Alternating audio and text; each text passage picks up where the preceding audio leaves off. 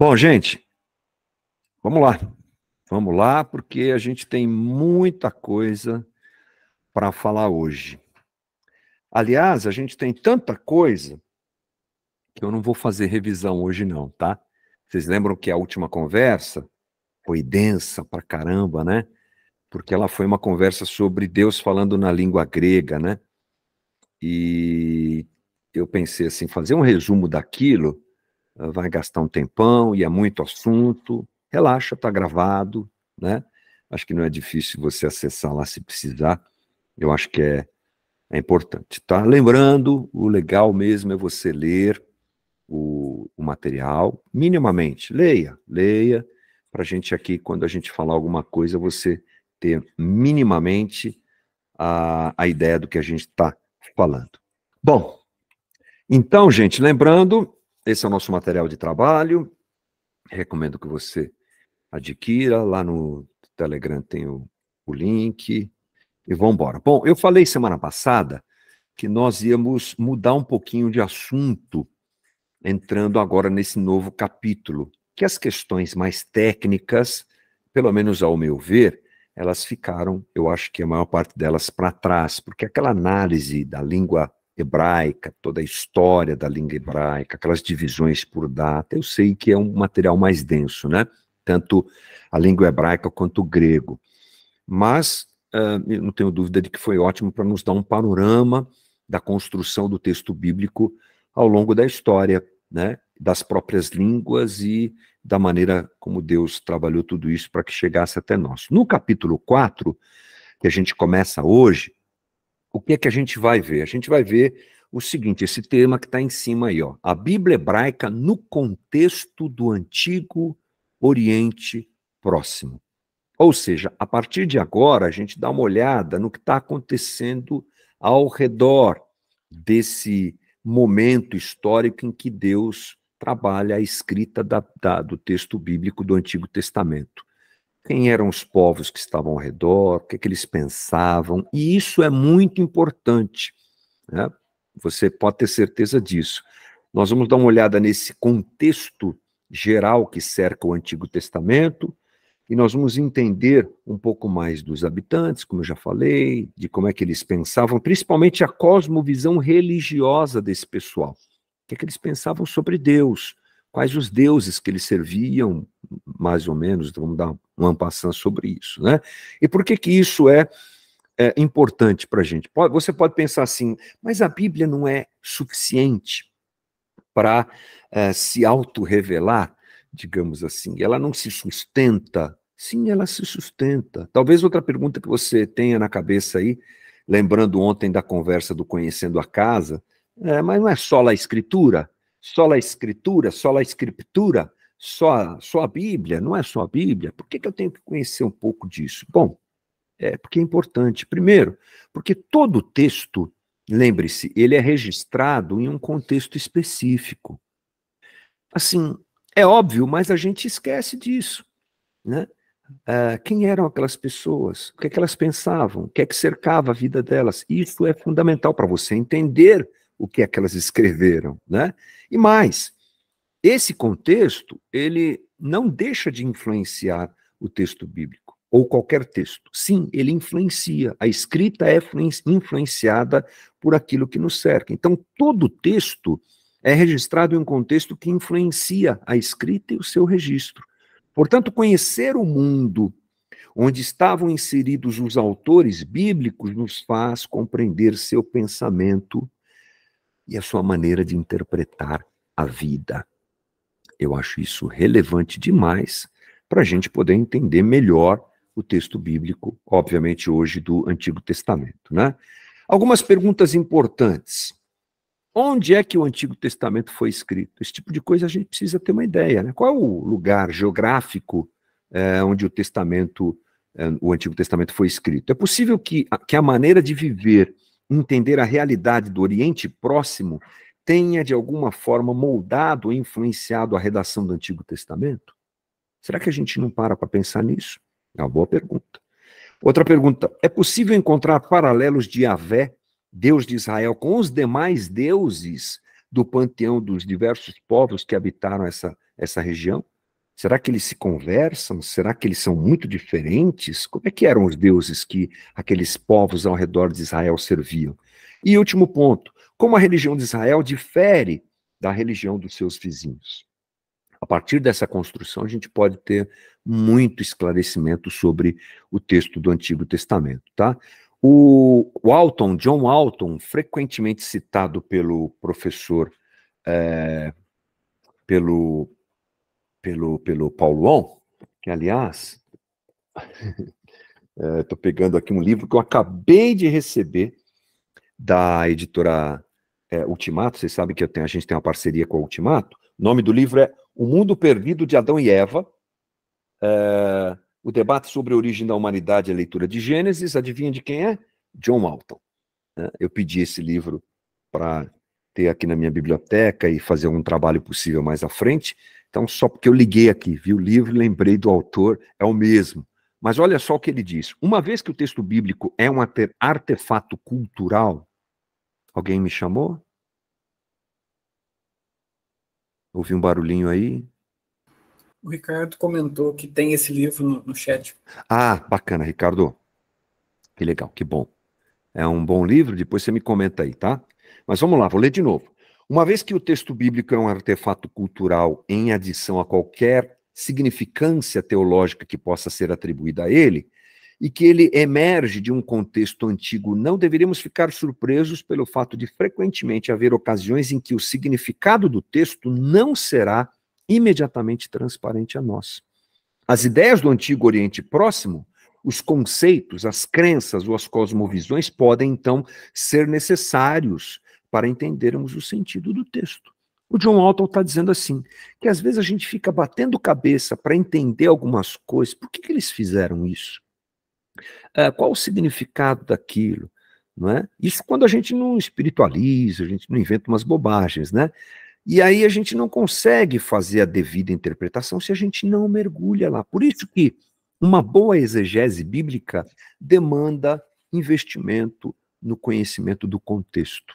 Então, comentários bíblicos, né, análise da língua, tudo isso contribui, e o John Walton está confirmando isso aí, né?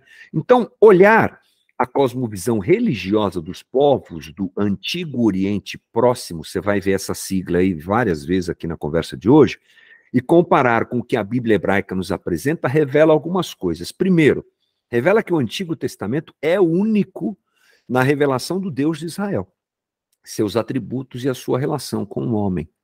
A gente, fazendo um estudo básico, como o que a gente está fazendo hoje, é óbvio, já vai perceber essa diferença. E segundo, o Antigo Testamento revela a vida humana como ela é. É bacana isso, né? A comparação como essa do pressuposto que a Bíblia é a verdade de Deus revelada aos homens, mas tal comparação não quer provar isso, mas mostrar Deus agindo na história. A gente vai fazer a comparação com as outras religiões que cercavam Israel, sabendo que a Bíblia revela a verdade de Deus para o homem. Então, a questão aqui da nossa comparação não é dizer assim, o Deus de Israel é a verdade, os outros são todos mentira, apesar disso ser a realidade, né? Mais nua e crua que a gente pode pensar. Mas a gente vai perceber Deus agindo na história. Não é uma comparação, não é para acusar que eles não eram verdadeiros, não é isso.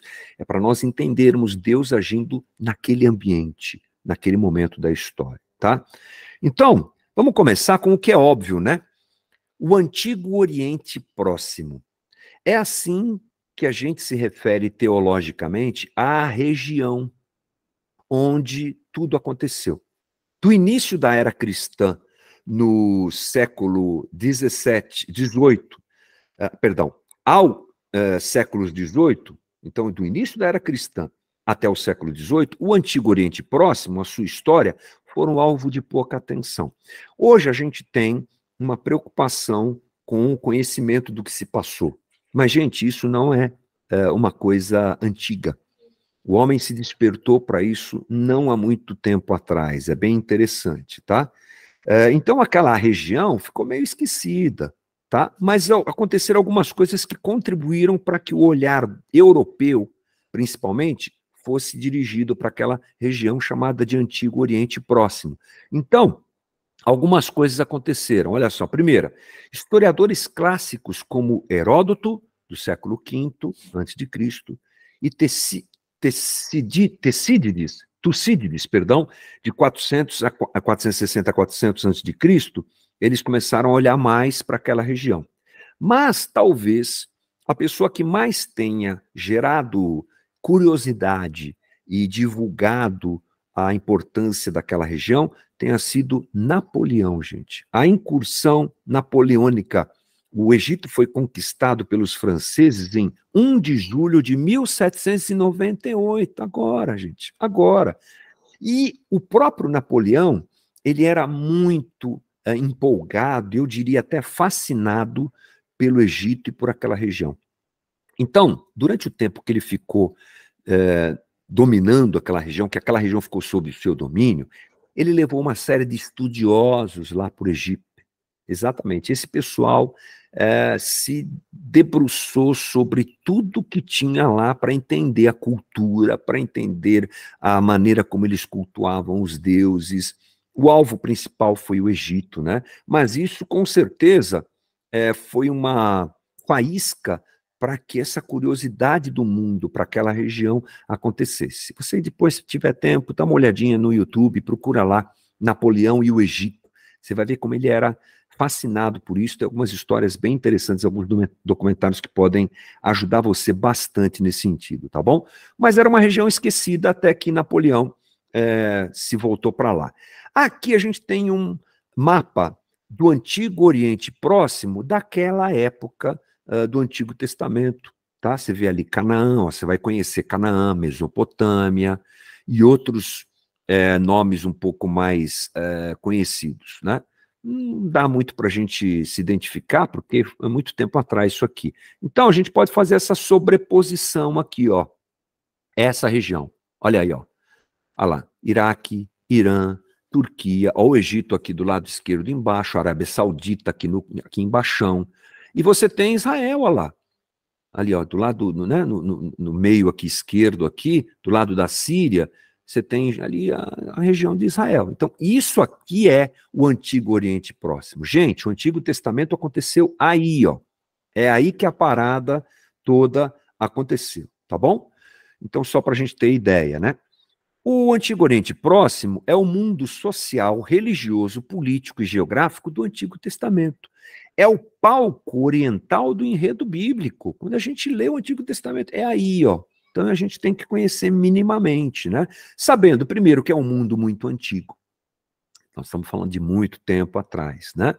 E a arqueologia, por exemplo, aponta formas de vida na região de Jericó, nessa época aí, ó, 8.000 anos antes de Cristo. Ou seja, de acordo com os arqueólogos, já havia formas de ajuntamento humano no Antigo Oriente Próximo por volta de 8.000 antes de Cristo, particularmente na região de Jericó, no período neolítico. O negócio começou há muito tempo atrás, tá?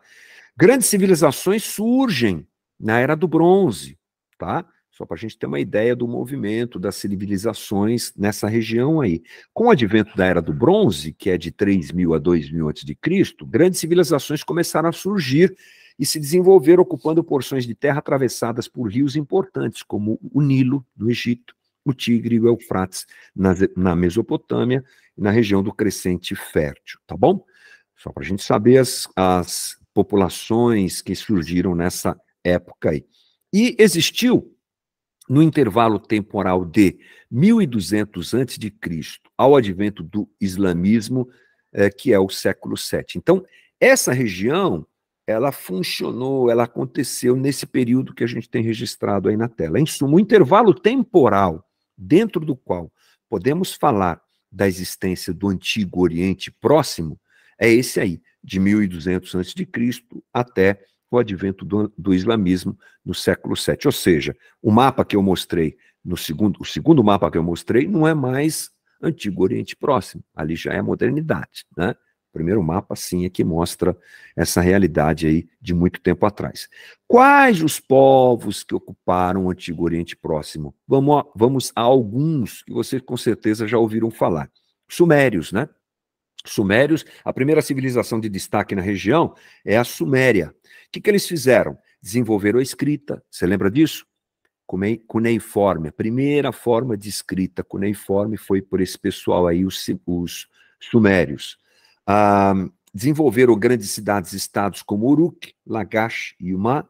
Por volta de 2300 a.C., essa civilização foi conquistada por Sargão, rei da Acádia. Então, os sumérios estiveram por lá, só para a gente se lembrar, tá bom? Outra civilização muito importante, deixa eu ver, os babilônicos, está aqui, ó. A Babilônia, também chamada de civilização paleobabilônica, foi aquela que, por exemplo, desenvolveu o famoso Código de Hammurabi, pessoal importante na história. Jesus cita o Código de Hammurabi, como os antigos disseram, olho por olho, dente por dente. De onde vem isso aí, olho por olho, dente por dente? É o Código de Hammurabi. Esse pessoal teve uma influência bastante grande na região, tanto que Jesus o cita, né? É uma história bacana isso daqui.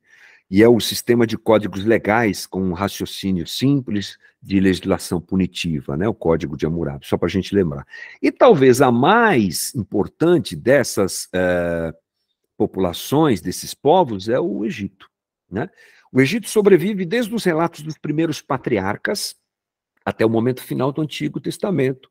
É esse aí, é o Egito. Você lembra onde é que José foi governador? Está lá em Gênesis, né? Onde? No Egito. Impressionante. E até o final do Antigo Testamento, o Egito ainda é uma nação forte, tá? Em um período quase paralelo ao da civilização suméria, ainda no momento pré-dinástico, 3100 a.C., os egípcios desenvolveram uma forma alternativa de escrita, os hieróglifos. Só para a gente lembrar, já falamos sobre isso.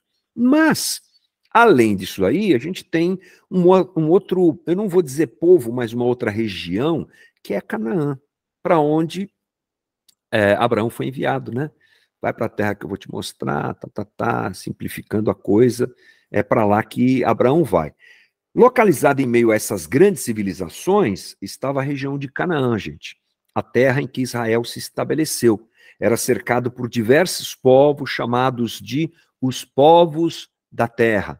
Olha só, eu não coloquei aqui o texto, eu vou ler para você aqui, Êxodo 13:5. Quando o Senhor os fizer entrar na terra dos cananeus, dos hititas, dos amorreus, dos heveus e dos jebuseus, né? Então Deus dizendo que vai encaminhar esse povo no meio desses outros povos aí, um monte de povos lá, eles vão chegar e vão se apresentar lá, né? E vão tomar terra lá. Canaã é formada por vários pequenos reinos, diferente do Egito e da Mesopotâmia, lugar pequeno, com vários reinos, tá?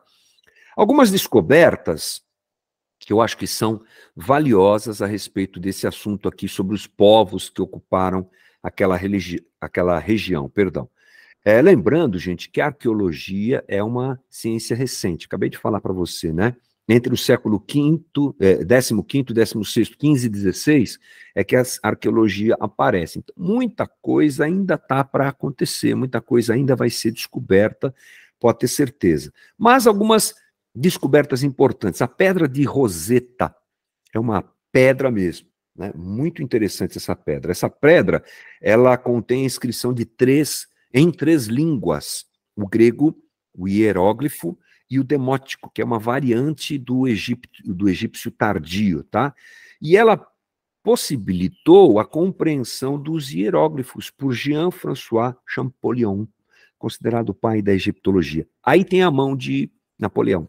Foi Napoleão que, enviando aqueles estudiosos que eu disse para você, foi através desses estudiosos que essa pedra foi descoberta, e depois a Inglaterra invade o Egito numa guerra contra a França, e aí os franceses conseguem de um jeito levar essa pedra, e aí é uma história bem interessante, tá? Mas essa pedra, ela é reveladora, porque ela tem 3 línguas, passando-se muito tempo, não foi uma coisa fácil, eles conseguiram interpretar aqueles hieróglifos da língua do Egito, né?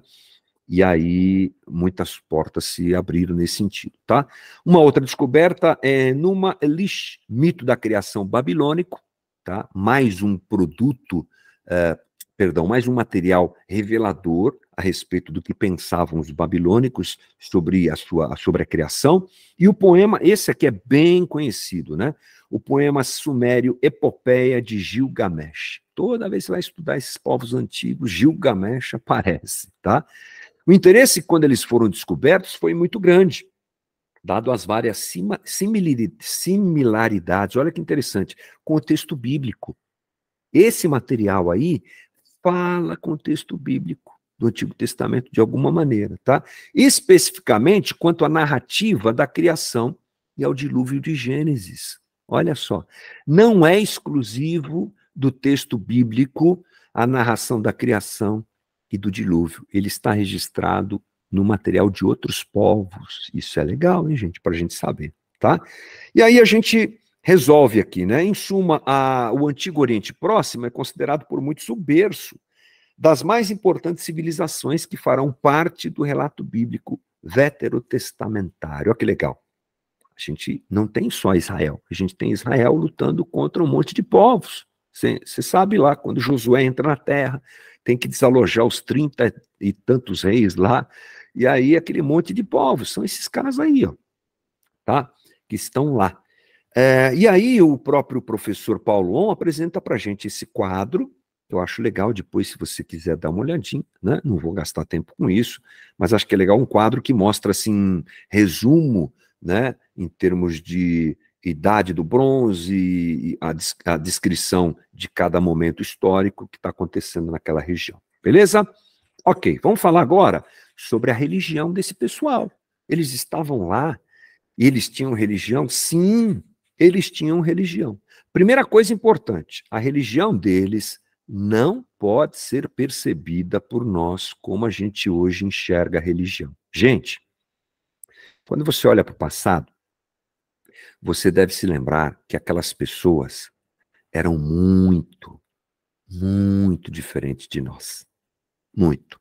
Não é só assim no superficial, é no jeito de pensar a vida, no jeito de se relacionar com as coisas, né? Por isso que nós chamamos na teologia, nós dizemos que Deus trabalhou de forma muito interessante fazendo uma revelação progressiva. Você acha que um cara como Josué, citei Josué agora há pouco, vou lembrar dele de novo aqui, ele entenderia Paulo falando alguma coisa? Ele não entenderia, gente. O homem daquela época é o homem daquela época. Por isso que Deus vai revelando o evangelho no decorrer do tempo. Também cabe aqui aquela citação de Paulo que Deus trouxe Jesus na plenitude dos tempos. Era o momento em que o homem já tinha a capacidade de entender. Você lembra, semana passada a gente falou sobre helenismo. E então eu não posso olhar para Abraão e achar que Abraão é um cara que vai entender o que a gente entende hoje sobre a vida. Abraão era um beduíno, um cara muito simples. Isso é importante. Então eu não posso olhar a religião deles como a nossa. Ou seja, não existiam religiões com sistemas padronizados de crenças e rituais como a gente está habituado hoje. Então vamos utilizar aqui novamente o John Walton. Olha o que ele diz, ó. Não há qualquer palavra como religião nas línguas do Antigo Oriente Próximo. Nem a palavra não existia, gente. Não tem. Semelhantemente, não há dicotomia entre sagrado e secular, ou mesmo entre natural e sobrenatural. A única dicotomia adequada é entre espiritual e físico, ok? Mesmo sendo esta uma distinção menos significativa do que para nós. No fim, não há distinção entre o plano celestial e o plano terrestre, mas esses dois eventos frequentemente se misturavam ou caminhavam em paralelo.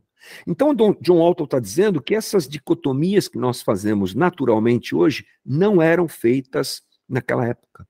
A vida era vivida e a religião, vou colocar uma aspas gigante aqui para quem não está me vendo, né, mas preciso colocar, era da natureza do dia a dia. Então, Estado e religião, por exemplo, era uma coisa só. Israel não é assim também? Os outros povos também eram. A vida era vivida na integração entre religião e o dia a dia. A vida era religião E a religião não poderia ser compartimentalizada dentro da vida, era tudo um bololô só, que a gente precisa respeitar na hora de prestar atenção e citar e entender o que estava acontecendo naquela época, né? Os elementos característicos da crença religiosa do Antigo Oriente Próximo podem ser resumidos nos seguintes pontos. Então, vamos entender agora como esse pessoal pensava a sua crença religiosa, tá? Quais são esses pontos? A existência dos deuses, a existência dos seres humanos e a existência do mundo dentro da qual deuses e seres humanos interagem. Seres humanos, deuses e o mundo onde isso acontece, tá? O nome teológico e chato disso é isso que está na tua tela aí, ó. Teogonia, ontologia e cosmogonia. Poxa, mas por que tem que usar esses nomes? Porque eles resumem conceito, gente. Tá? Então, quando a gente fala assim, a ontologia dos sumérios, o jeito que eles pensam que Deus é isso que está querendo dizer. Tá? Mas a gente vai entender melhor, porque agora nós vamos ponto a ponto. Olha só. Teogonia. Teogonia vem do grego. Teogonia. É a origem dos deuses. De tel, Deus, e gonos, nascimento, origem, literalmente semente. De onde vêm os deuses? Teogonia. Theos é Deus. Então a gente já... Opa, teogonia, Deus, nascimento. De onde vieram os deuses? Essa era a crença deles. Aliás, vamos entender como era a crença desse pessoal, tá? A respeito disso. Vamos entender ontologia. O que é ontologia? Ontos, que equivale a ser vivo. E logia, em relação a logos, que se refere a saber ou ciência. Ramo da filosofia que estuda a natureza do ser, da existência e da própria realidade. Ontologia, gente, tem a ver com a consistência do ser. Deus é ontologicamente distinto de nós. Deus é diferente de nós. Entendeu? Ontologia tem a ver com a essência do ser. E, em último lugar, como dizem por aí, mas não menos importante, cosmogonia, ou seja, do grego cosmos, que quer dizer, entre outras coisas, cuidado, hein? Entre outras coisas, universo, e ginomai, que quer dizer, que remete a nascimento, ou, traduzindo ou simplificando, é uma forma de explicar como o universo surgiu. Então a gente vai entender aqui um pouquinho sobre o que pensavam aqueles povos a respeito do nascimento de Deus, do surgimento dos deuses, a respeito do surgimento do universo e a respeito da própria essência desses deuses. Vamos lá? Então vamos pensar um pouquinho aqui, olha. A teogonia, a ontologia e a cosmogonia no mundo do Antigo Oriente Próximo. Vamos começar pelo Egito. Para os egípcios, os primeiros deuses, gente, eles vieram a partir de fluidos corporais, saliva, suor, sêmen ou qualquer outro tipo, expelidos ou vindos de um Deus criador cósmico. É assim que os egípcios pensavam, né, sobre o nascimento dos deuses. A teogonia dos egípcios é essa. No Egito é comum, no relato cosmogônico egípcio, associar o rio Nilo à criação. O primeiro mito diz que todas as coisas vieram à existência a partir das águas primitivas chamadas de Num. É dentro dessa cosmogonia que também ocorre a teogonia com o nascimento de Amon-Ra. Então a gente aqui já começa a entender, esse pessoal achava que os deuses e que a criação vinha do Nilo, por exemplo, e que uma coisa estava ligada a outra, o próprio surgimento de deuses, né, acontece. Na Mesopotâmia, embora a teogonia seja similar à egípcia, os deuses vêm à existência por meio de matrimônios. Olha que legal. Devia ter o cartório cósmico e conjunções cósmicas, né? Já no contexto cananeu, os outros povos, não temos mitos cosmogônicos registrados. Até agora ninguém achou nada sobre isso, né? Entretanto, a visão do eterno retorno está registrada no chamado ciclo de Baal, um registro mítico ugarítico. Bem difícil isso aí, né? Mas, enfim, no Antigo Oriente Próximo, teogonia, ontologia, cosmogonia apresentam similaridades a serem observadas e comparadas com a cosmovisão trazida pelo relato da Bíblia hebraica. Então, quando eu olho um pouquinho com calma lá, eu entendo que tem algumas coisas que se misturam, são similares ao relato bíblico, tá? Então, para a gente saber isso, vamos nos lembrar sobre a teologia, a ontologia e a cosmogonia na nossa Bíblia, na Bíblia hebraica, no Antigo Testamento, tá? Então, oposto às teogonias egípcias e mesopotâmicas, na Bíblia hebraica, Yahvé, o único Deus de Israel, não tem gênese. Aí já é uma oposição, né? Ele não foi criado e nem teve um momento específico em que veio à existência. Ninguém criou Deus. No texto da Bíblia Sagrada do Antigo Testamento, na teogonia egípcia, você tem uma criação dos deuses. Para nós, para o Antigo Testamento, a gente não tem isso. Inclusive, a identificação de Deus vista no Antigo Testamento, aquele famoso eu sou o que sou, lá de Êxodo capítulo 3, é uma oração construída sobre um jogo de palavras do verbo ser em hebraico e que indica que Deus é um ser eterno. Eu sou o que sou. De onde você veio? Eu não vim. Eu sempre estive. Eu sempre fui. Eu sempre sou. É assim que a gente entende, né? É assim que o texto bíblico apresenta a Deus, tá? Nesse sentido, a teogonia e a ontologia de Yahvé são duas faces da mesma moeda e se resume na ideia de que Deus é eterno e ponto final. Agora, isso foi uma oposição, né, digamos assim, ao que eles creem. Vamos dar uma olhada ao que aqueles povos criam, tá? Nas similaridades entre Yahvé e os deuses lá do Antigo Oriente Próximo, tá? Um fator, porém, de semelhança entre Yahvé e os deuses do Antigo Oriente Próximo, usando o exemplo de Marduk, o deus-chefe do panteão babilônico, é que a multiplicidade dos títulos ou nomes indica a multiplicidade de suas funções de atribuição. O texto Enuma Elish enumera 50 títulos atribuídos a Marduk. Então, esse deus aí, esse tal de Marduk, do panteão babilônico, ele tinha algumas atribuições, e a gente não pode esquecer que a Bíblia hebraica também lista, né, uma dezena de títulos de Yahvé. Assim, o nome Yahvé não foi apresentado como um nome que o povo de Deus nunca tinha ouvido, mas como um nome que representava a função que eles ainda não haviam experimentado, a saber, a redenção e o cumprimento da aliança feita com os patriarcas Abraão, Isaque e Jacó. Você vê, tem uma similaridade. Alguns deuses desses povos tinham alguma coisa a ver com Yahvé. Por quê? Porque assim a coisa ficava mais próxima de ser apresentada ao povo de Israel, que estava imerso nessa cultura religiosa do Antigo Oriente Próximo, gente. Não pense diferente, eles estavam contagiados por tudo isso, tá?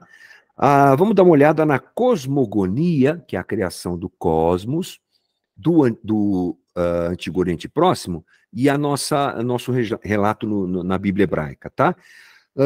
No Antigo Oriente Próximo, deuses e universo eram criados concomitantemente. Na Bíblia hebraica, Deus não é criado, mas ele é eterno e cria o universo por vontade própria. A gente já viu isso, né? Na cabeça daquele pessoal, os deuses são criados, criam o universo. Na Bíblia hebraica, a coisa é diferente. Deus não é criado, mas ele cria. Entretanto, o texto bíblico atesta que a teogonia e a cosmogonia são duas coisas distintas, pois a criação do universo foi um ato deliberado de Yahvé, conforme Gênesis 1:1, conforme a sua mais plena vontade. Então é a confirmação do que a gente acabou de dizer, né? Em suma, o domínio ou governo de Yahvé, o único Deus de Israel, não está restrito a um lugar específico, como é o caso das divindades egípcias e mesopotâmicas. Ele é apresentado como Senhor de todo o universo. Isso é bem legal. Deus é Senhor de tudo, uma diferença interessante, né? Alguns momentos similar, alguns momentos se contrapõem, mas isso vai montando o nosso quebra-cabeça, tá? Se a gente pensa em similaridade, a gente tem que pensar que elas são possíveis, ok? Mas elas não podem nos levar ao envolvimento ou não deveriam levar, melhor dizendo, ao envolvimento do Deus de Israel, do povo de Israel, perdão, com esses deuses que estão ali na região, tá? Olha o que Tremper Longman diz, uma vez que o povo de Deus era constantemente tentado a adorar divindades de outras nações, não devemos ficar surpresos com o fato de que as narrativas bíblicas da criação tenham sido moldadas no sentido de fornecer uma distinção clara das de outras nações. Quando chega a revelação de Yahvé ao povo de Israel, ela é bem diferente. Uma coisinha ou outra você tem como similaridade, mas ele é bem diferente. Ele está dizendo, venham, me adorem, andem comigo e me sirvam, né? Então, sabendo do contexto pagão que cercava Israel, podemos compreender a similaridade entre as narrativas, mas não podemos esquecer que a narrativa da Bíblia hebraica é um instrumento de identidade para o povo de Deus, que não deveria se moldar à idolatria que o cercava. O que eu penso sobre isso? Quando a gente dá uma olhadinha em algumas similaridades, a gente pode pensar assim, que Deus permitiu que aquela situação acontecesse e o registro fosse feito dessa maneira por alguns propósitos, né? Primeiro, como eu já disse, para que eles se sentissem mais à vontade, inclusive dentro do próprio contexto de idolatria que os cercava. Ah, aquele Deus é tão poderoso, mas o Deus de Israel é mais poderoso, né? Uma condição assim para aliviar o coração deles também. Mas acho que outra coisa muito importante era destacar Deus de todo aquele cenário religioso que cercava o povo de Israel. Isso é bastante importante, bem claro para a gente, né? Deus se revelando como Deus dos deuses, Senhor do Senhor, e destacando claramente, mais para frente a gente vai ver, que os demais deuses são criação do próprio coração humano, né? Vamos falar sobre Assembleia Divina, a famosa Assembleia de Deus, Vamos lá, vamos pensar o seguinte, gente. Os deuses, eles fazem as coisas acontecerem segundo a crença do Antigo Oriente Próximo. Eles fazem as coisas acontecerem. São os deuses que dirigem as coisas aqui na Terra, tá bom? Então, na cosmovisão politeísta do Antigo Oriente Próximo, a prática místico-religiosa estava alicerçada na existência de muitos deuses, por isso que é politeísta, né, gente? Os quais controlavam diferentes partes do cosmos e distintas esferas da vida humana. Esse pessoal ficava, os deuses eles ficavam controlando. Todos eles têm isso em comum, tá? Essa é uma questão intrínseca à prática politeísta da antiguidade. Como é que isso acontecia? Como é que se dava essa interação entre esses seres transcendentais? Como é que isso acontecia? Acontecia no que eles chamam de panteão dos deuses, a Assembleia Divina. Então, quando a gente pensa em uma Assembleia Divina, o que é que vem à cabeça da gente? A imagem de uma reunião, né, onde os deuses se juntam para deliberar assuntos importantes, tanto para si quanto para as relações humanas e seculares. Walton diz assim, olha, o conselho divino é evidenciado em vários textos ugaríticos, como também na ampla variedade de textos da Mesopotâmia. Então, aquela ideia do panteão dos deuses lá da Grécia, que vem mais para frente, ela não é nova não, gente. Ela já está nos povos antigos aí, tá? A própria epopeia de Gilgamesh, como eu já te falei, é um texto muito importante, a decisão sobre o dilúvio é tomada pelas entidades de forma conjunta. E aí, vamos mandar água ou não vamos?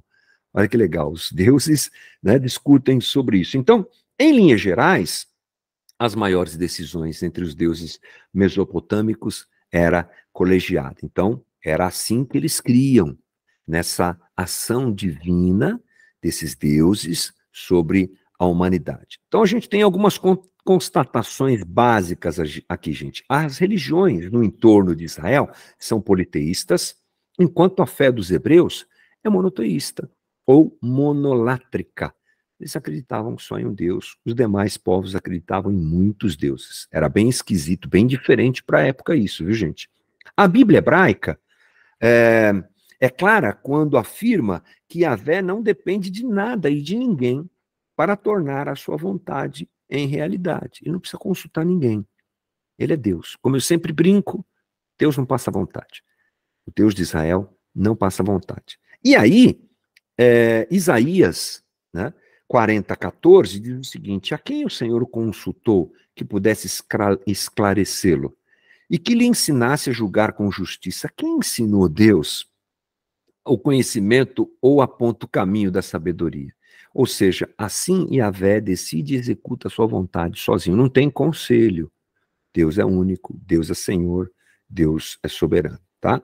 Um detalhe importante é que alguns textos da Bíblia hebraica, e isso acho que é importante na conversa, eles dão a entender que, a despeito da autossuficiência plena de Yahvé, algumas decisões são compartilhadas dentro de um conselho.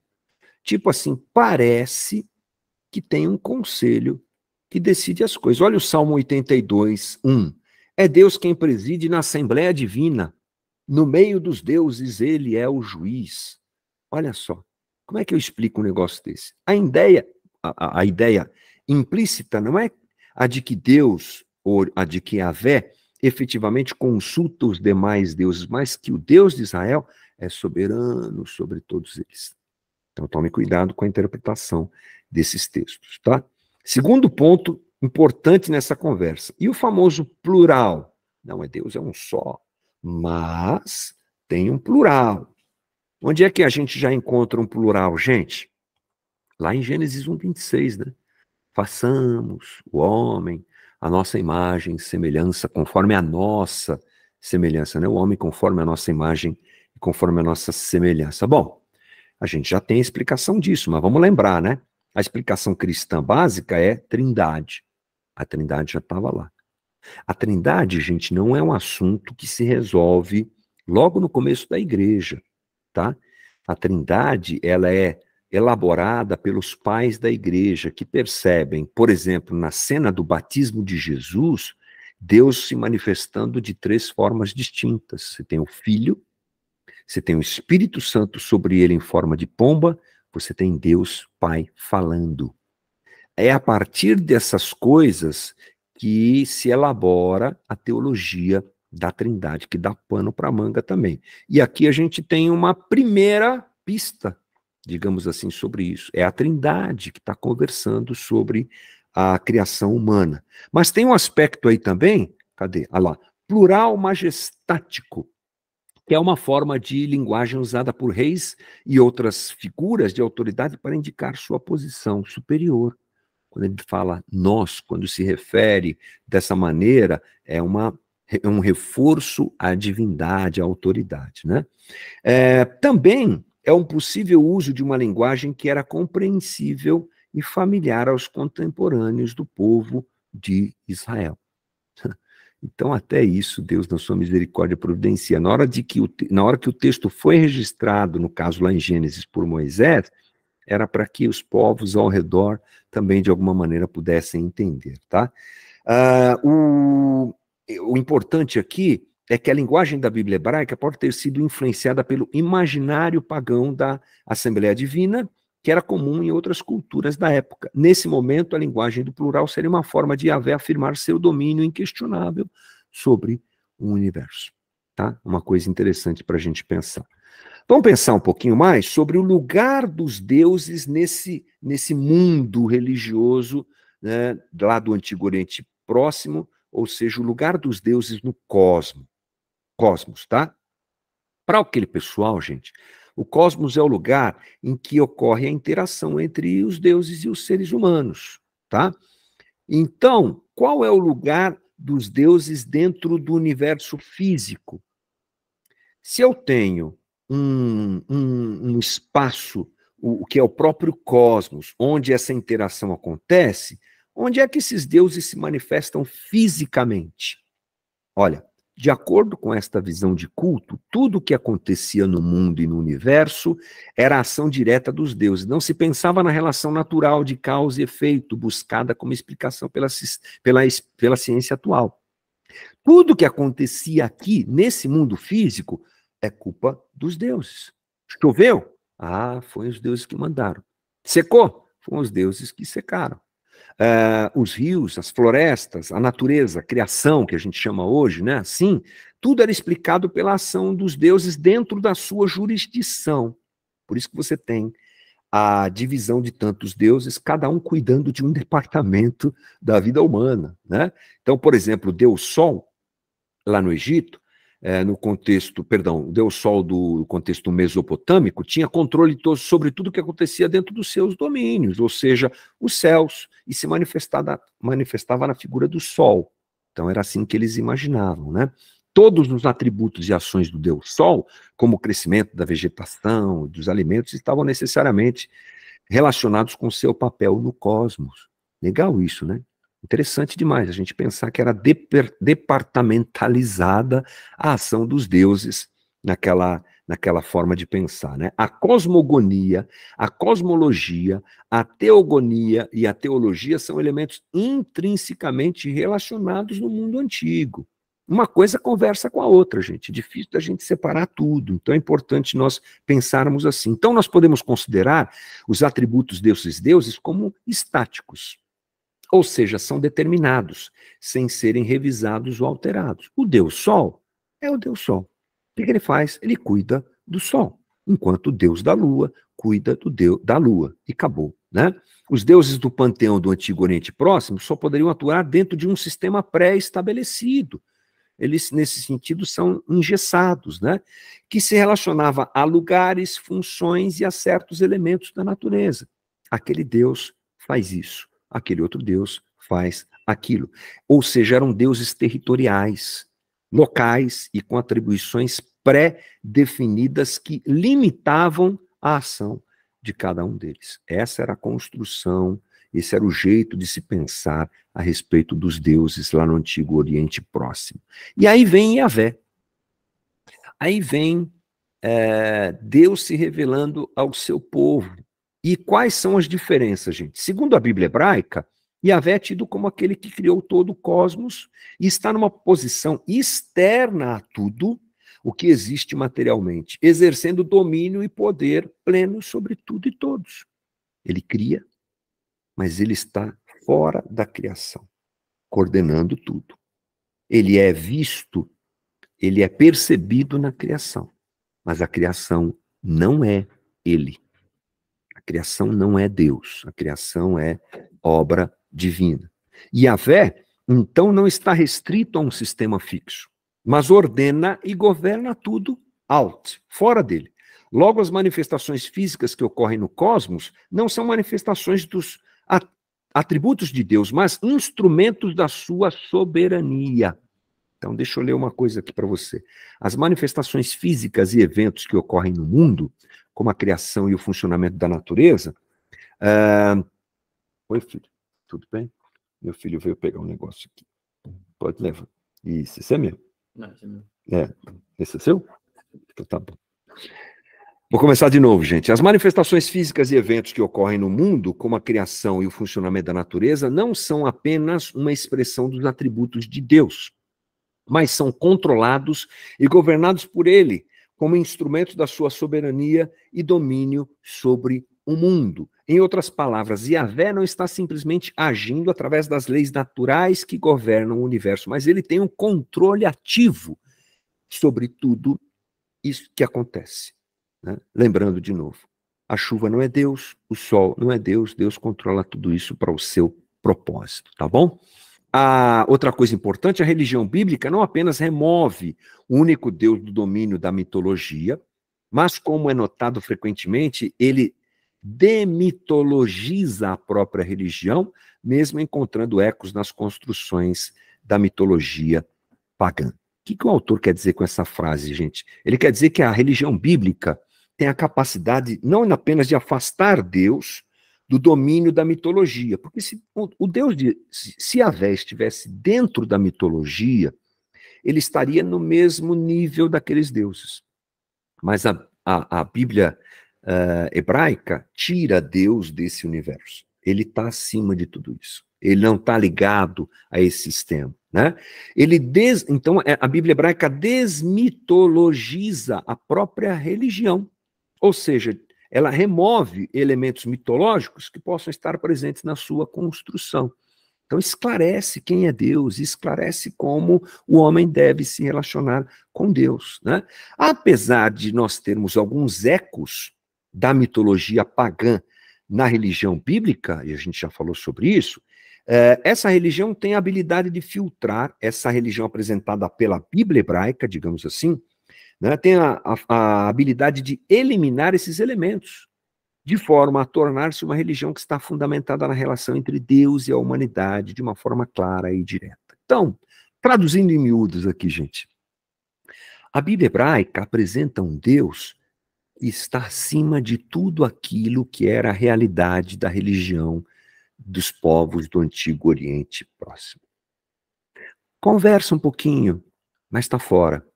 Apresenta uma relação entre homem e Deus diferente, desmitologiza Deus, tira Deus e deixa claro que Deus não é daquele grupo de deuses presentes na vida daquele povo, daqueles povos do Antigo Oriente Próximo, tá?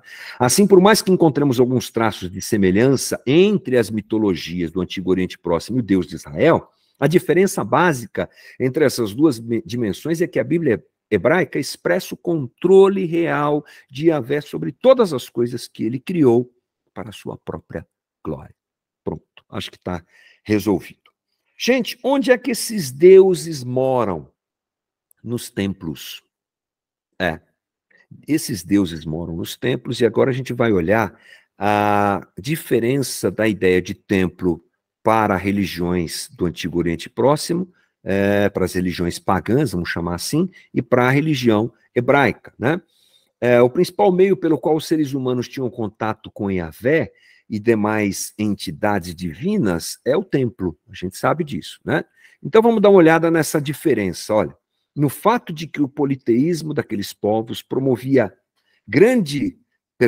no fato de que o politeísmo daqueles povos promovia cada vez mais lugares sagrados, uma infinidade de templos e liturgias, ao passo que o culto a Yahvé era centralizado em apenas um locus, inicialmente o tabernáculo móvel, mas por volta do ano 1000, o templo erigido em Jerusalém. Então o rei que está dizendo que aquele pessoal, ele era politeísta e ele promovia muitas construções onde diziam que os deuses habitavam, tá?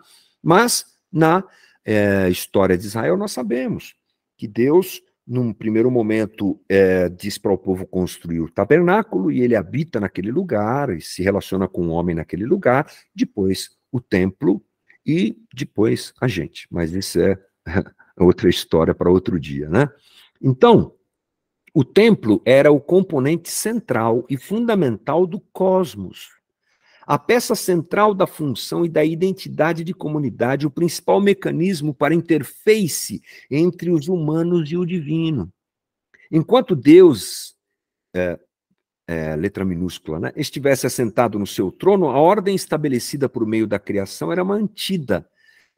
As forças que ameaçavam a ordem eram dissipadas e a viabilidade da comunidade humana era mantida. Então, nesses templos, eles representavam, né, representavam o cosmos e eram um lugar de relacionamento entre o homem e essas divindades, tá?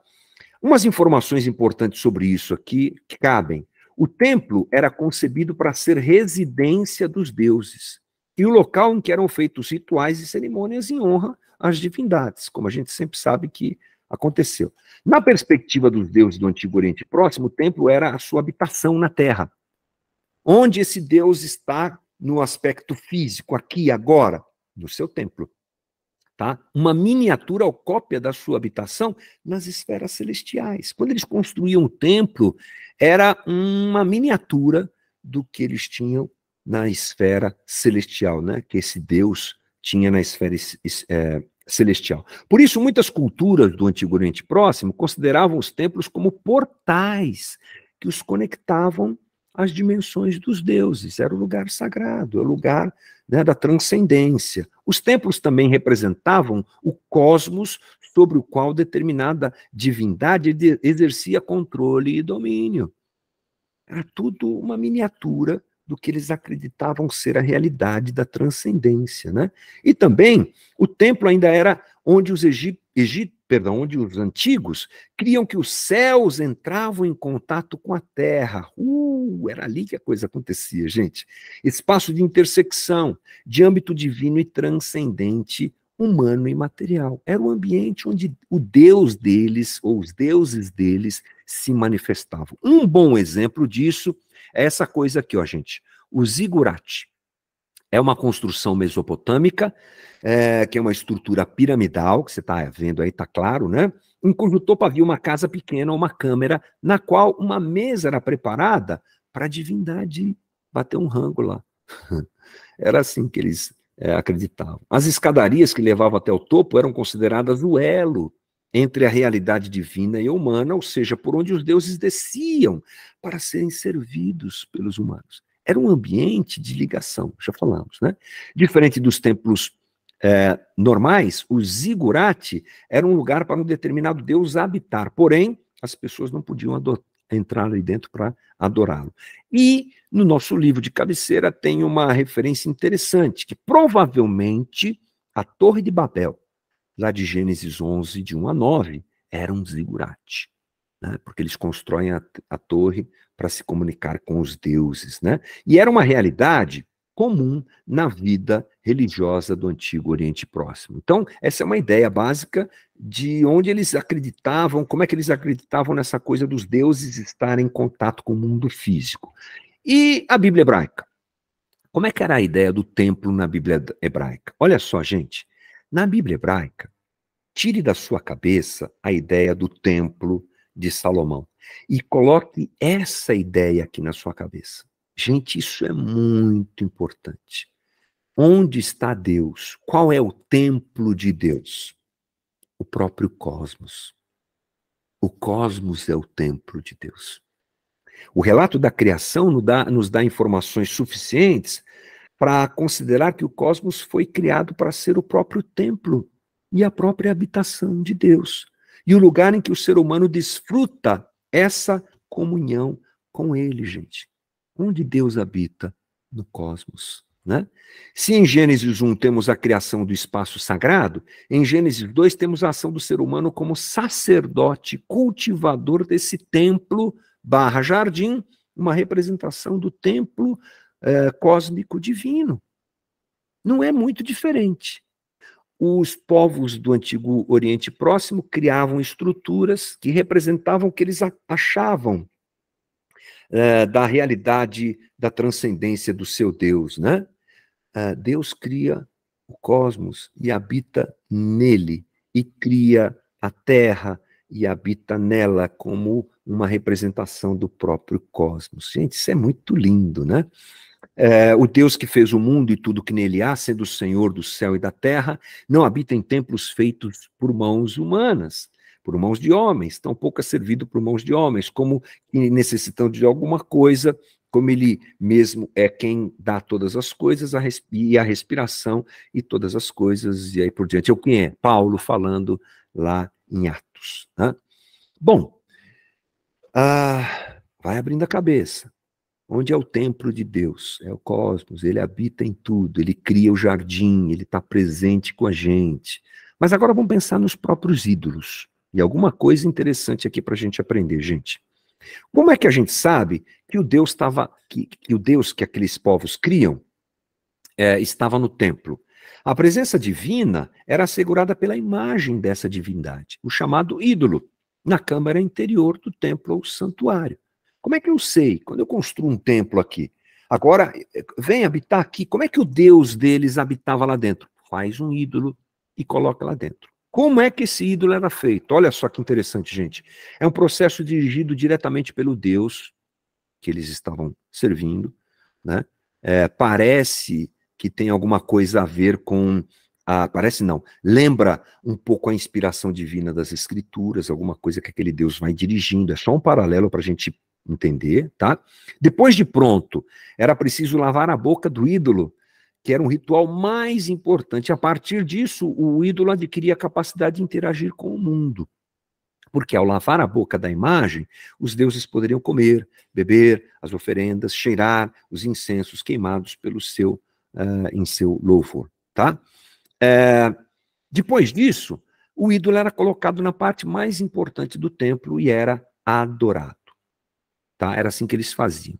Nós sabemos que o profeta Isaías, profeta Jeremias e Isaías, eles denunciam a bobagem, ou, vou tirar a palavra bobagem, que ela é muito agressiva, mas denunciam a falsidade dessa situação, né? Os profetas Isaías e Jeremias dizem ser um absurdo fazer de algo produzido de maneira humana um Deus. Está lá em Isaías 44, Jeremias 10. Em outras palavras, se é o produto humano, não pode ser divino. Eles criticavam a ideia de uma verdadeira deidade estar presente dentro de uma imagem feita por mãos humanas ou por humanos, tá? Quais são as características desses deuses, gente? Antropomórficos.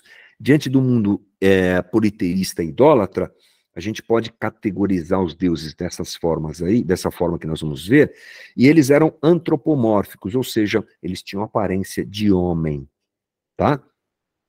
Geográfica e politicamente geopoliticamente acomodados, ou seja, eles agiam em um certo espaço, em um certo lugar, né? Como um rei na antiguidade, aos deuses eram atribuídos poderes sobre algumas regiões somente. Essa era a ideia, tá? Cosmologicamente condicionados. Quer dizer o quê? Os deuses do Antigo Oriente Próximo eram condicionados a fenômenos cósmicos particulares, tendo pouca jurisdição sobre outros acontecimentos. Aquilo que a gente falou. Um fazia uma coisa, outro fazia outra coisa. Ponto. Procriativos. Gente, os deuses do Antigo Oriente Próximo eram sexualmente ativos. Essa era a característica deles, ou seja, era necessário que houvesse a conjunção de dois deuses, né, para gerar outro Deus. Isso é bem interessante, né? Eram falíveis. Os deuses do Antigo Oriente Próximo cometiam erros e frequentemente trapaceavam. Eram emocionais. Deuses do Antigo Oriente Próximo experimentavam uma série de sentimentos, bons, maus, exatamente como os seres humanos. Além de sentir alegria, orgulho, raiva, eles também podiam sentir vergonha e medo.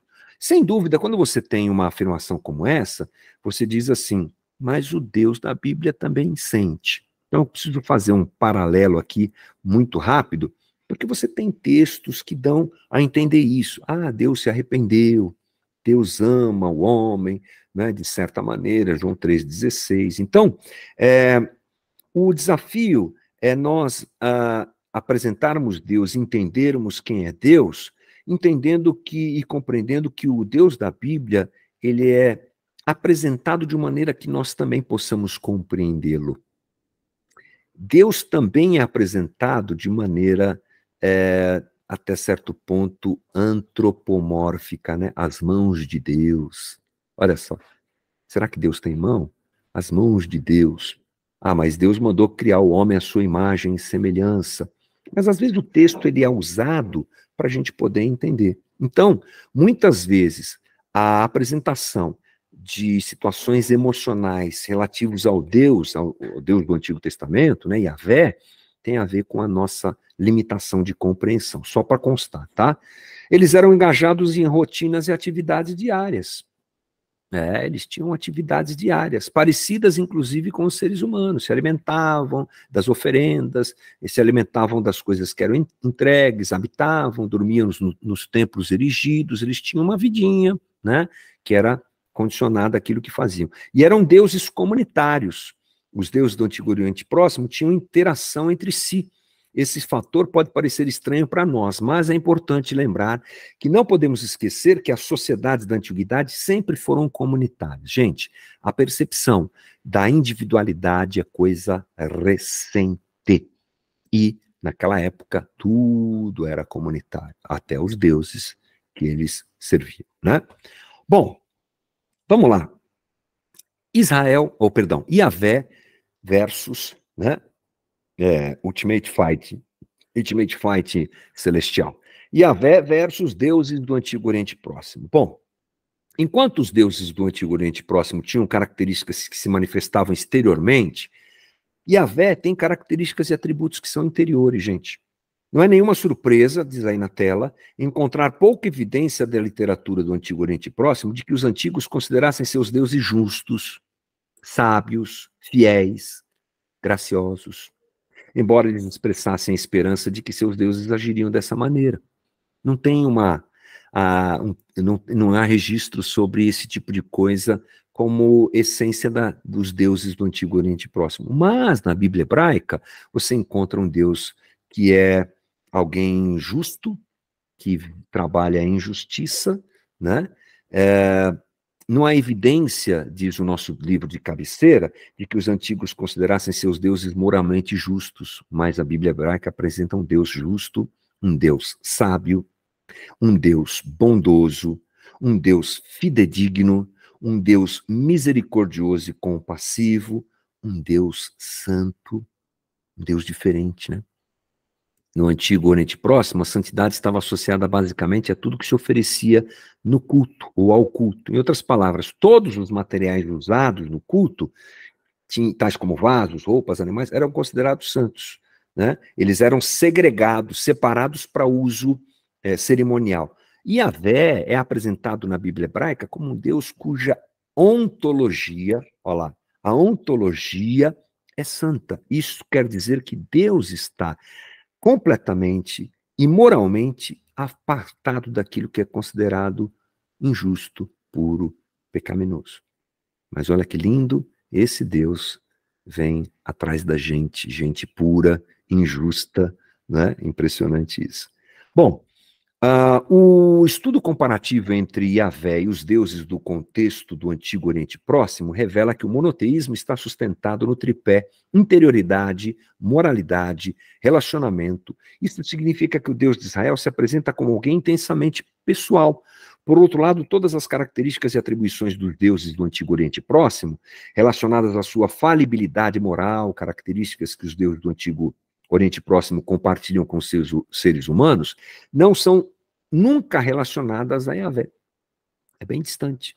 Bem distante. A Bíblia hebraica nos relata um oráculo de Yahvé para Balaão, um profeta pagão, provavelmente politeísta. Nesse oráculo, cadê?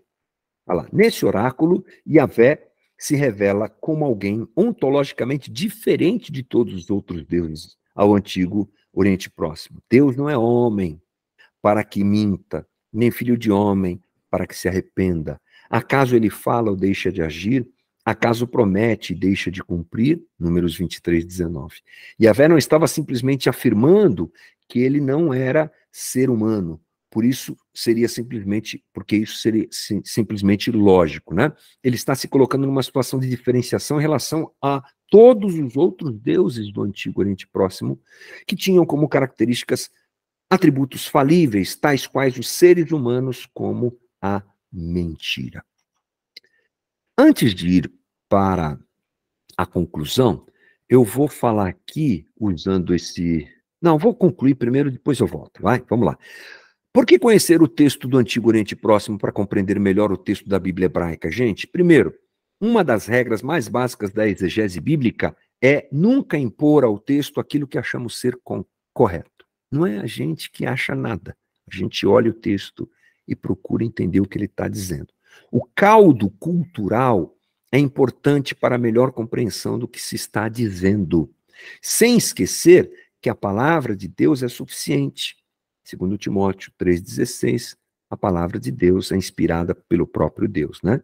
Trata-se de um recurso importante que deve ser feito com cuidado e respeito aos anos de distanciamento que há entre nós e os autores, sua cultura, sua língua e tudo mais. E a última coisa que eu digo, a última coisa não, mas finalizando aqui a conclusão, que Deus nos ajude.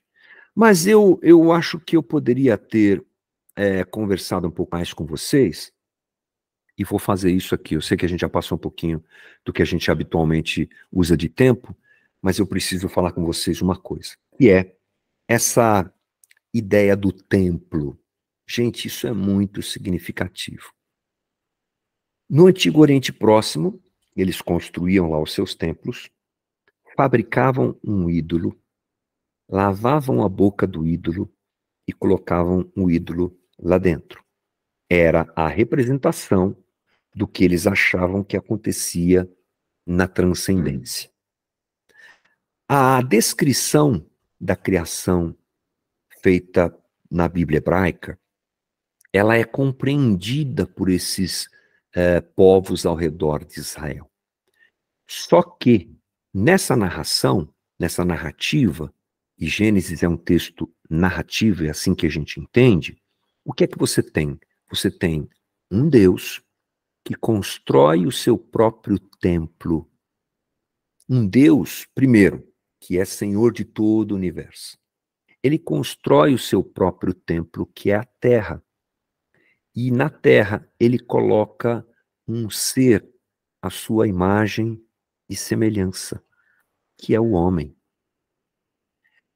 Então veja que ligação interessantíssima, que esclarece para a gente como aquele texto falava com o pessoal ao seu redor. Não era um texto exclusivo, não era um texto que excluía o entendimento dos que estavam ao redor. Ele conversa de certa maneira. E para mim isso é revelador. Isso é revelador, né? Mais uma vez, a gente exalta aqui a ação divina em registrar a sua própria criação de um jeito que os povos que estão ao redor de Israel possam entender. O cosmos é a habitação de Deus. A terra é o templo que Deus criou. E ali ele colocou um ser, à sua imagem e semelhança, para representá-lo, gente. Isso é muito bonito, isso é muito especial, muito diferente, mas ao mesmo tempo possível de ser compreendido pelos povos que estão por ali. E eis que vos tenho dito que a nossa conversa acabou. Bom, eu espero que tenha sido interessante abrir um pouco o nosso olhar sobre a realidade daqueles povos ao redor de Israel, né? Como essa situação ela não passa desapercebida, e não deve passar desapercebida na nossa interpretação sobre o texto bíblico. Ela não pode passar desapercebida porque ela influenciou a escrita do texto bíblico. E esse exemplo que eu dei agora no final aqui é uma coisa, uma chave assim, muito importante, muito interessante para a gente, tá bom? E que Deus nos ajude, né? Nessa caminhada aí. Eu lembrei de um livro chamado, eu acho que é só Os Outros. Vou ficar devendo, vou colocar no Telegram, mas acho que é Os Outros. É escrito por um teólogo brasileiro bem bacana, que fala mais sobre esses povos ao redor de Israel. Se você tiver curiosidade, eu acho que vale a pena. Aqui a gente deu uma pincelada muito básica, só para a gente entender um pouco da característica de cada povo e tudo mais, mas eu acho que vale a pena você que tem essa curiosidade chegar por lá, tá bom? Vamos aos comentários, perguntas e colocações. Fala, dona Ellen. Os Outros da Bíblia, Mito, do André Heinz. Por favor, dê-nos mais um tostão da sua sabedoria, Ellen. Fala direito aí. Eu ainda não li esse, mas eu sei porque eu acompanho o André no Bibotalk, então, assim, vários podcasts eu já escutei, né? Então, quero comprar esse livro, quero ler, mas eu lembrei disso, Os Outros da Bíblia.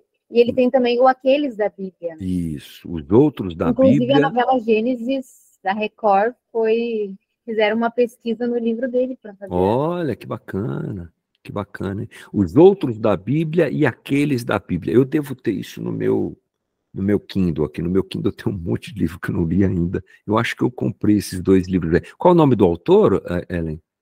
É André Heinz. André Daniel Heinz. Tá, ótimo. Tá bom. Muito obrigado pela ajuda. Gente, perguntas... Ellen, dá o nome desse podcast? Opa! É Bibotalk, com o Rodrigo Bibo. Uhum. Do Rodrigo Bibo, que teve lá na nossa igreja, né, Milton? Isso, ó a ligação aí, muito bem. Bibo. B-I-B-O. Bibotalk? É o nome dele. Tá bom. Obrigada. É porque o nome dele é Rodrigo Bibo e ele criou o Bibotalk. É um dos melhores podcasts que a gente tem em língua portuguesa para aprender teologia, gente. Eu ouço bastante ele, eu ouço bastante o Saião. Eu falei ontem para o Zé que às vezes eu me sinto um louco. Estou lá nas minhas corridas, ou então estou na academia ouvindo Luiz Saião no fone. Todo mundo ouvindo música, sei lá o que o pessoal ouve. Eu estou ouvindo teologia. Mas são coisas boas para a gente ouvir, gente. A gente pode compartilhar isso lá no grupo do Telegram. Se vocês tiverem dicas de bom material nesse sentido, acho que vale a pena, tá? Mas alguém, bora lá, gente, fala aí.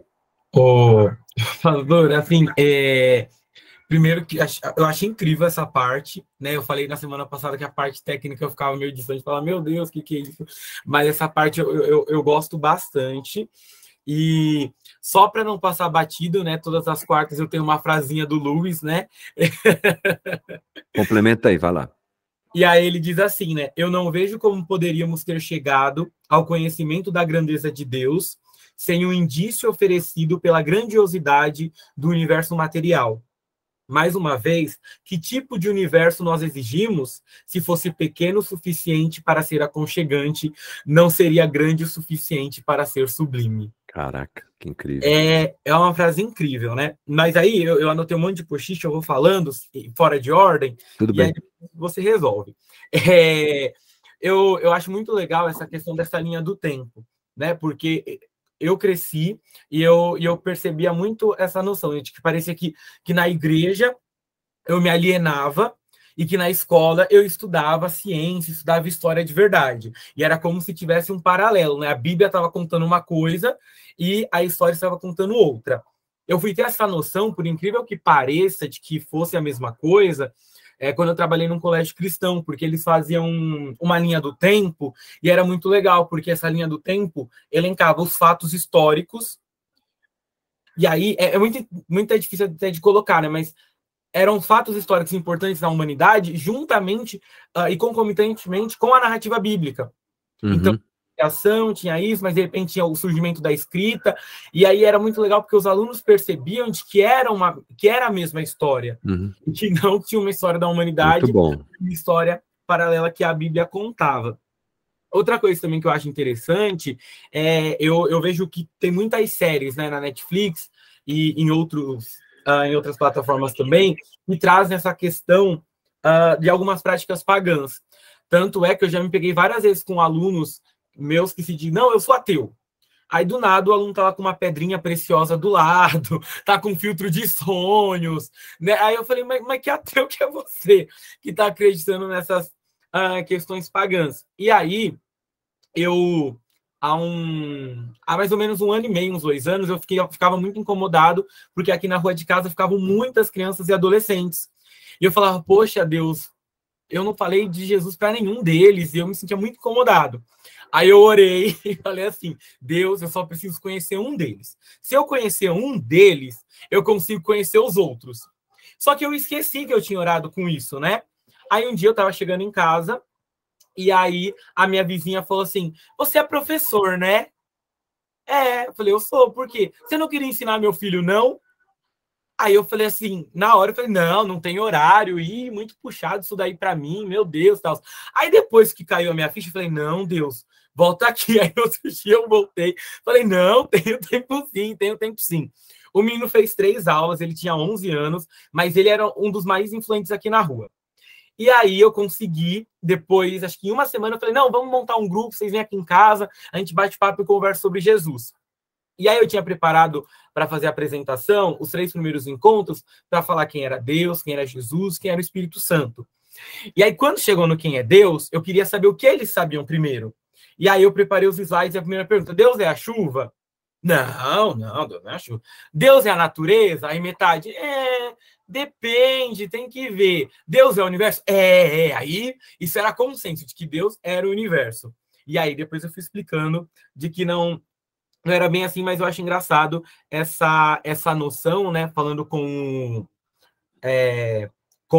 o que nós lemos agora também, essa questão do cosmos, de Deus, e que talvez com um senso comum meio que eles se misturassem, né? E aí eu achei lindo isso, né? O cosmos é o templo de Deus, e agora faz sentido. Muito legal isso, né? Muito esclarecedor, né? Exato. E para terminar, para eu não falar muito, né? Só para fazer um jabazinho, dá para citar Resgate, né? Sou satélite na órbita do seu amor, eu me sinto um astronauta flutuando na galáxia. Deu até um quentinho aqui agora, hein? Bom, conciliação entre ciência e Bíblia, a gente vai ver melhor quando a gente terminar esse estudo e a gente entrar na narrativa bíblica. Mas eu só adianto para vocês uma coisa. A intenção de Gênesis não é explicar como Deus criou o mundo, gente. É uma forçação de barra, você pegar Gênesis e tentar enfiar tudo que a gente está descobrindo sobre o universo lá dentro. Porque o autor não tem essa finalidade. Qual a finalidade do autor? Mostrar Deus, e não o que Deus fez. Então, a gente começa a construir essa concepção a partir de um ponto como esse que a gente trouxe à luz aqui hoje, né? Que a construção do universo, que o movimento de Deus em fazer todas as coisas, é um movimento divino de amor, né? E que a nossa existência está ligada a isso, né? Então, porque se a gente for muito ipsis literi no texto, a gente vai ter problema com os dinossauros, né? Que estão aí, gente. Aí vai ter que pegar textinho lá de Isaías, as bestas do mar, não sei o que, vai ficar tentando harmonizar uma coisa com a outra para justificar, sendo que o texto bíblico não tem essa ideia. E eles existiram, né, gente? Eu tive a oportunidade de ir lá em Londres, no Museu de História Natural, e tá um T-Rex lá enorme, cara. Tá lá. Não dá para negar que eles existiram. Aí como é que eu encaixo isso, né? Bom, você pode achar que a Terra não foi criada daquela forma, que os 6 dias eram 6 eras. Você pode, tem vários caminhos, mas eu acho que essa é uma preocupação de menor importância. Ela se torna de menor importância quando a gente entende o propósito do texto.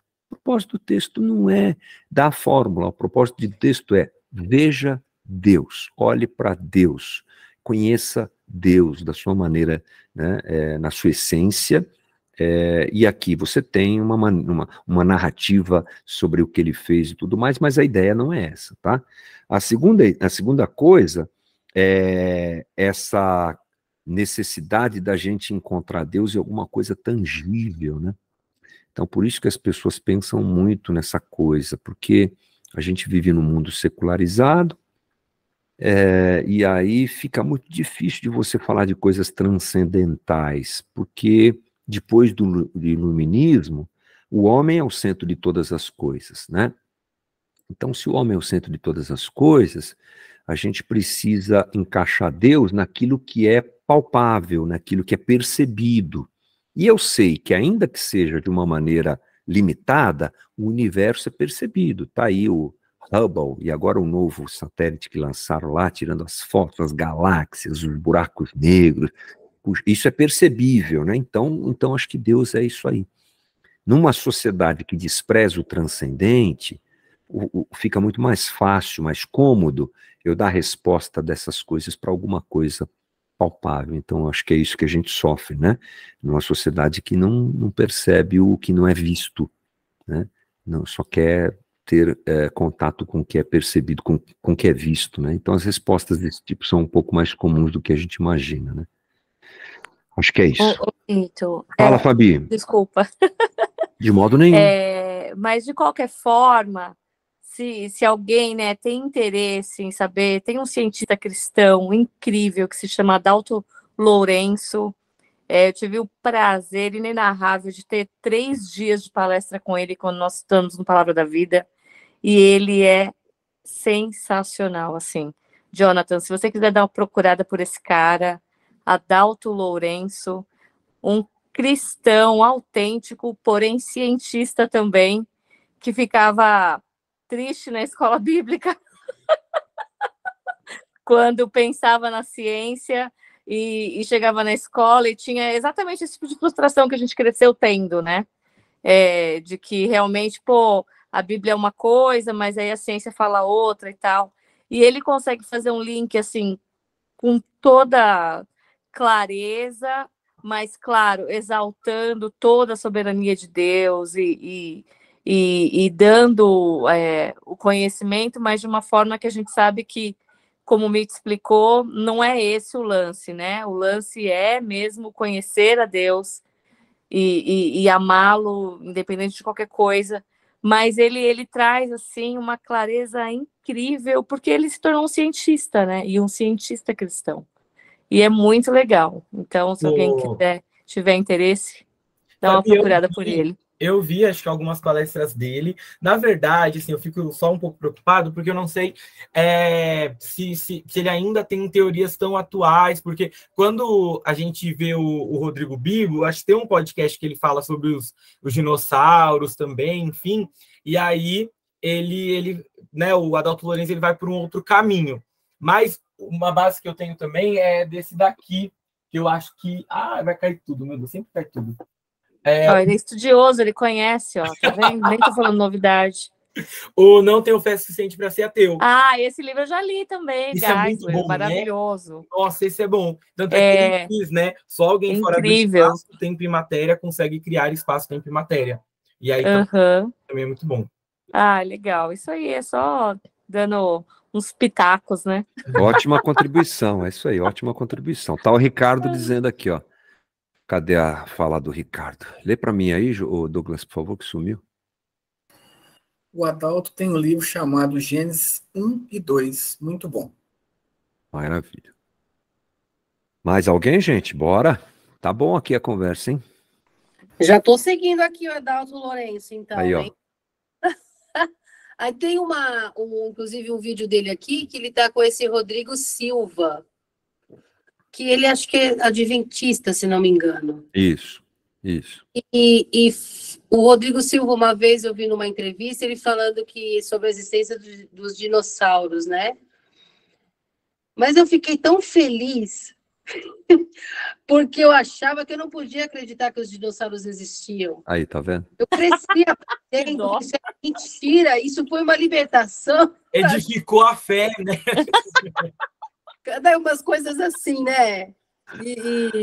Nossa, e aí tem vídeo dele junto com o Adalto Lourenço aqui. Depois eu vou ficar na semana também na academia, viu, Hamilton? Boa, então não tô sozinho. Fico ouvindo música mais na academia. Ai, que bom, parabéns. Obrigada, Fabi. Show de bola. Fala, Ricardo. Um outro livro bom também, da mesma temática, é O Ajuste Fino do Universo, que é do Alice, eu esqueci o sobrenome dele, muito bom, que é até da Ultimato. Ai, que legal. Passa depois pra gente o nome lá no Telegram, essas coisas, gente, pra gente poder, né, divulgar. Que ele faz parte de uma coleção, que é Ciência e Fé Cristã. É uma coleção de livros. Se eu não me engano, são 5 livros, eu tenho eles. Que ótimo. Valeu. Bom, eu vou só dar um pitaco para não fechar, né? Eu acho que o Adalto, ele força um pouquinho em algumas coisas, mas muito do que ele diz é muito bonito. Eu acho que ele faz parte desse grupo que, às vezes, quer pegar o Gênesis e extrair todo tipo de explicação de lá. Mas é claro que muita coisa que ele fala, ou a maior parte das coisas que ele fala, e eu também não tenho um conhecimento profundo de tudo que ele fala, mas algumas coisas que eu vi, algumas coisas que eu li, e inclusive da boca dos meus professores do seminário, algumas coisas ele dá aquela forçada nesse sentido. Será que tudo tem que ter explicação? A gente entende que não, é o caminho que eu sigo, né? Que não tem que ter tudo explicação lá em Gênesis. Mas é claro que vale a pena dar uma olhada, dar uma ouvida, com senso crítico, né? Eu acho que esse tipo de coisa contribui para a gente aprender também a julgar, discernir, vale super a pena. Vocês nunca vão me ouvir dizer assim, não veja, porque o cara... Eu só estou dando um aviso, né? Para você não ir cegamente, mas eu acho que vale a pena dar uma ouvida no que o cara fala. O Rodrigo Silva, eu gosto de ouvi-lo. Ele tem umas posições bem legais, mas eu gosto de ouvi-lo principalmente quando ele está do lado do Saião, porque aí o Saião corrige ele algumas coisas. Aí eu gosto demais. Mas é um cara bom para se ouvir, o cara tem um conhecimento, legal. O Ricardo está compartilhando aqui os livros, ótimo, ótimo. O Alistair McGrath, esse é bastante conhecido, esse autor aí. Bacana, gente, obrigado demais, esses papos são muito bons, eu acho que a gente entra num momento bacana agora de compreensão do que a gente está estudando, né? Que Deus nos ajude mesmo para que isso incremente a nossa espiritualidade, a nossa caminhada. Tá bom, gente? Muito obrigado pela paciência de vocês.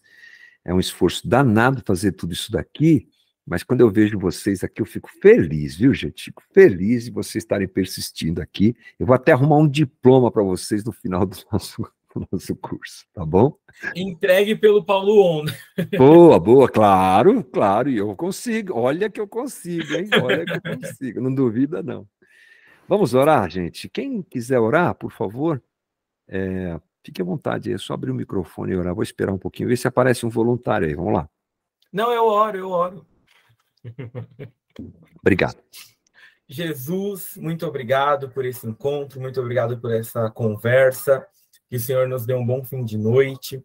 Amém. Cuide de cada um de nós, nos dê discernimento cada vez mais para entender, para compreender, porque nós não fazemos isso para nos tornarmos orgulhosos ou sabichões, mas simplesmente porque nós somos dependentes da tua graça, da tua misericórdia, que tem nos alcançado, tem nos constrangido a viver esse amor por ti, Pai. Muito obrigado pelo encontro de hoje. Amém. Amém. Obrigado, Jonathan. Obrigado, gente.